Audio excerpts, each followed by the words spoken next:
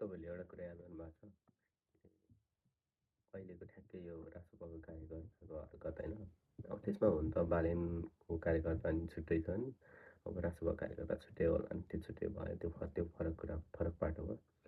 अनि अहिलेको कार्यकर्ताहरूको हरकत हेर्दा होइन मलाई चाहिँ के लाग्छ भने त्यो 72, 73, 76 सालतिरको 75 सालतिरको जुन केपिएलको कार्यकर्ताको हरकत थियो नि, ठ्याक्कै त्यही हरकत छ क्या होइन?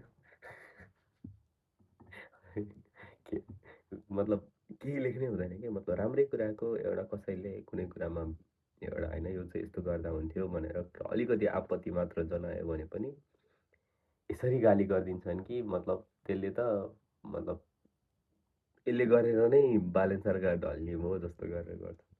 मतलब कहिलेकाहीँ नर्मल्ली आलोचनाहरू पनि सुन्नुपर्छ, अरू कुरा नि सुन्ने गर्नुपर्छ क्या जति जेसुकै भए पनि। अनि जे पनि सरकारमा बसेको मान्छे सबै पक्षको कुरा नि त्यहाँ राम्रो कुरा नि आउँछ, नराम्रो कुरा नि आउँछ।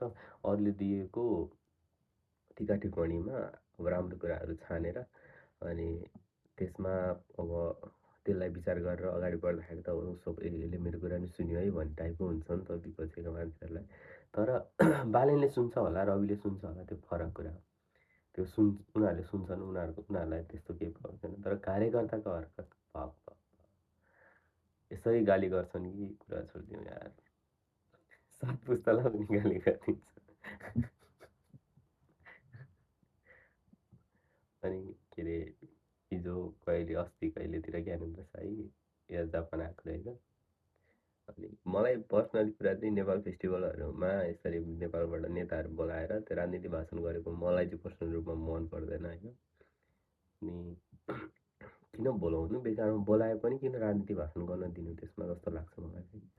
अनि आएर राजनीति भाषण ठोकिदिरहेको हुन्छन् यताउता यस्तो यस्तो भनिरहेको हुन्छ, किन भन्ने त्यो खगेन सुनाएर के भनिरहेको रहेछ। म त गएन, मलाई त मन पर्दैन।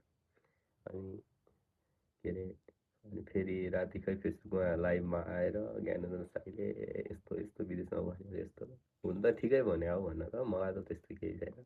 कहिलेकाहीँ सत्य पचाउनु नि पर्छ होइन। सत्य नेपाललाई फेरि सत्य पचाउनु एकदम गाह्रो पर्छ है, त्यो गाह्रो छ।